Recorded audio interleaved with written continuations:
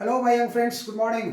स्वागत है आप सबों का मेरे चैनल फीस प्लस टू में। मैं सुरेश सर फिर एक बार आपके साथ क्लास 12 के फिजिक्स का वीडियो लेकर। बच्चों, जैक बोर्ड का एग्जामिनेशन 2024 का डेट शीट आ चुका है।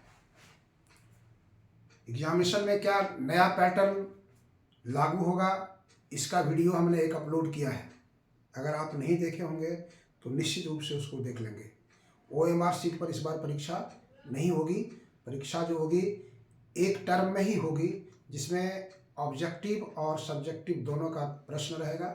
एक क्वेश्चन पेपर रहेगा और आपको एक आंसर शीट दिया जाएगा। उसी आंसर शीट में आपको ऑब्जेक्टिव बहुविकल्पीय प्रश्न जो है उसको भी बनाना है, और बहुविकल्पीय प्रश्न बनाते समय ध्यान देना है कि उस प्रश्न के साथ जो अंकित है वर्ड्स या डिजिट, उसको भी आपको लिखना है। माने सीधे नहीं कि 1 का 5 या 5 का D लिख दिए, 6 का C लिख दिए, 7 का A लिख दिए, उससे नहीं। ABCD में क्या लिखा है उसको भी मेंशन करना है। कंपलसरी कर दिया है इस बार, इसलिए आप इस पर विशेष ध्यान देंगे। क्वेश्चन में ही आपको 30% क्वेश्चन जो रहेगा वो ऑब्जेक्टिव रहेगा, 50% क्वेश्चन जो रहेगा वो आपका शॉर्ट और लॉन्ग रहेगा, और 20% जो मार्क्स रहेगा वो आपको इंटरनल के द्वारा मार्क्स दिया जाएगा, चाहे आपके स्कूल से या कॉलेज से। लॉन्ग आंसर की जहाँ तक बात है, फिजिक्स की वहाँ हम बात करते हैं। फिजिक्स में लॉन्ग आंसर क्वेश्चंस का एक क्वेश्चन 100% गारंटेड है, वो फ्रॉम ऑप्टिक्स। ऑप्टिक्स से एक लॉन्ग क्वेश्चन हर साल हर वर्ष क्वेश्चन बैंक का पलट के देखिए आपको मिलेगा। तो 2024 के लिए ऑप्टिक्स से लॉन्ग क्वेश्चन कौन कौन सा question very very most important है, वो हम आज आपके सामने लेकर के आ रहे हैं, और वो सारे क्वेश्चंस का आंसर भी हम आपके लिए लाएंगे। आपको कहीं प्रॉब्लम नहीं होने देंगे। आप सिर्फ शुरू से अंत तक वीडियो के साथ बने रहिए और उसके एस्पेक्ट्स को देखिए, समझने की कोशिश कीजिए और लिखने कीजिए। क्वेश्चन में लिखा रहता है students should write the answer of the questions in their own words. अपने शब्दों में लिखने की कोशिश कीजिए, किसी का रटा रटाया मत लिखिए। फैक्ट्स जो है साइंस का, वो फैक्ट्स होता है। लैंग्वेज को आप जिस तरह से एक्सप्रेस कर सकते हैं उसको। तो ऑप्टिक्स में जो देखिए क्वेश्चंस है, ऑप्टिक्स में जो मार्क्स आता है वो सबसे ज़्यादा मार्क्स है 40 मार्क्स। आइए देखिए, यहाँ पर हमने लिखा है very very most important, EVMI, very very most important optics का चैप्टर लिया है 2024 के लिए। जैक बोर्ड के लिए लॉन्ग आंसर क्वेश्चन की बात करते हैं। हम पहले उस क्वेश्चन को आपको एक साथ लिख देते हैं और उसके बाद एक एक करके आपको उसका वीडियो हम प्रोड्यूस करेंगे। पहला क्वेश्चन हमने लिया है, देखिए पहला क्वेश्चन हमने लिया है लेंस मेकर फॉर्मूला को प्रूव कीजिए। Prove lens makers formula. Lens maker formula को यहाँ पर भी लिखा हुआ है, लेंस मेकर सूत्र को स्थापित करें। लेंस मेकर सूत्र क्या होता है, यहाँ लिखा हुआ है 1/f μ2 bye μ1 minus 1/r1 minus 1/r2, और इसी को दूसरे स्थान में पूछा जाता है 1/f μ minus 1/r1 minus 1/r2। ये 2022 में भी क्वेश्चन आया है। आप देखेंगे क्वेश्चन बैंक में कई बार इसका रिपीटेशन हुआ है।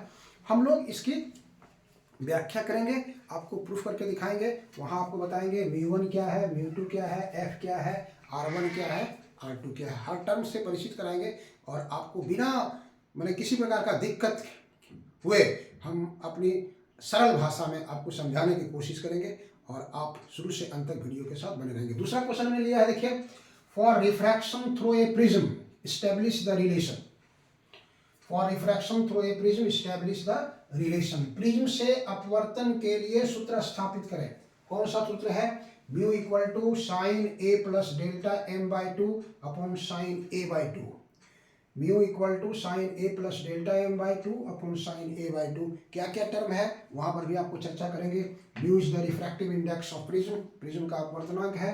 A is the angle of prism, refractive angle, prism का अपवर्तक कौन है, और delta M is the angle of minimum deviation, न्यूनतम विचलन का वो कौन है। क्वेश्चन नंबर 3 देखिए हमने लिया है, draw a neat and clean रे diagram for the formation of image in a compound microscope or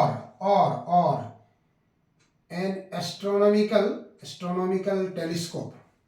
at the least distance of distinct vision derive expression for its magnifying power. संयुक्त सूक्ष्मदर्शी अथवा खगोलीय दूरदर्शी या खगोलीय दूरबीन में स्पष्ट दृष्टि की न्यूनतम दूरी पर प्रतिबिंब बनने की स्थिति का स्वच्छ किरण आरेख खींचें, स्वच्छ किरण आरेख खींचें और इसकी आवर्धन क्षमता का व्यंजक प्राप्त करें।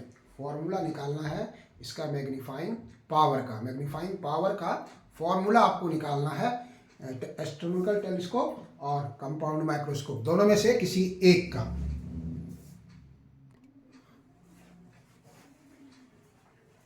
ऑप्टिक्स में दो पार्ट है, एक रे ऑप्टिक्स और एक वेव ऑप्टिक्स। अभी जो आप 4 क्वेश्चन देखे, 1 2 3 जो क्वेश्चन देखे, क्वेश्चन नंबर 3 में 2 क्वेश्चन एक साथ था, एक कंपाउंड माइक्रोस्कोप और एक एस्ट्रोनॉमिकल टेलीस्कोप, संयुक्त सूक्ष्मदर्शी और खगोलीय दूरदर्शी, दोनों एक साथ था। मतलब खगोलीय दूरदर्शी भी आ सकता है, संयुक्त सूक्ष्मदर्शी भी आ सकता है क्वेश्चन।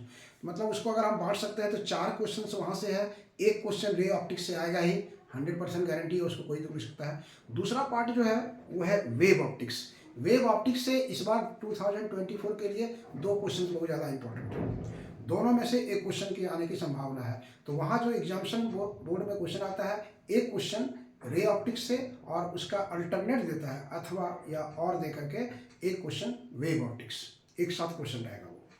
तो वेव ऑप्टिक्स से जो क्वेश्चन आने की संभावना है वो है, देखिए यहाँ पर आपका Huygens theory of secondary wavelets, state and explain Huygens theory of secondary wavelets and on this basis prove the laws of reflection and laws of refraction।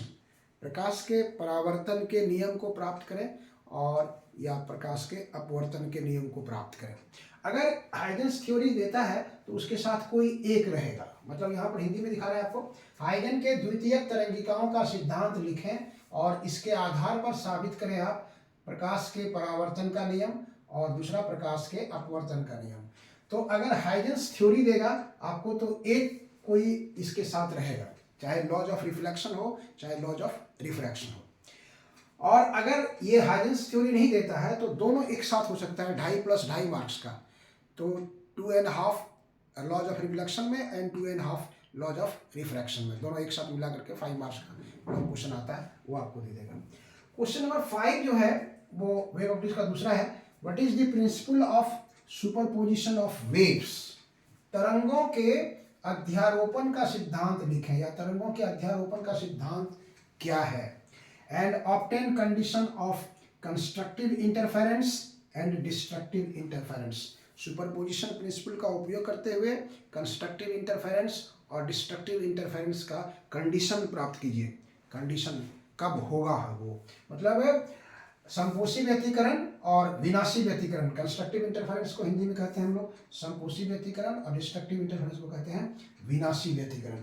इसका कंडीशन आपको निकालना है on the basis of superposition of waves. तो ये 5 questions जो आप पढ़ लेंगे तो आपका ऑप्टिक्स में एक लॉन्ग क्वेश्चन की 100% की गारंटी हम लेते हैं, आपको ये आएगा। अब हम जो वीडियो लेकर के आएंगे ये 5 क्वेश्चंस का एक एक करके आपके साथ लाएंगे ताकि आपको समझने में कोई दिक्कत नहीं हो। तो आप पहले इस क्वेश्चन को एक जगह नोट कर लीजिए और फिर हम मिलते हैं नेक्स्ट वीडियो में विथ आंसर। अगर आपको इस तरह का वीडियो अच्छा लगता है तो इसको लाइक, सब्सक्राइब और शेयर करना नहीं भूलिएगा ताकि आंसर जो है आपका फर्स्ट पहले आपके साथ पहुंच सकता है। चलिए, थैंक यू।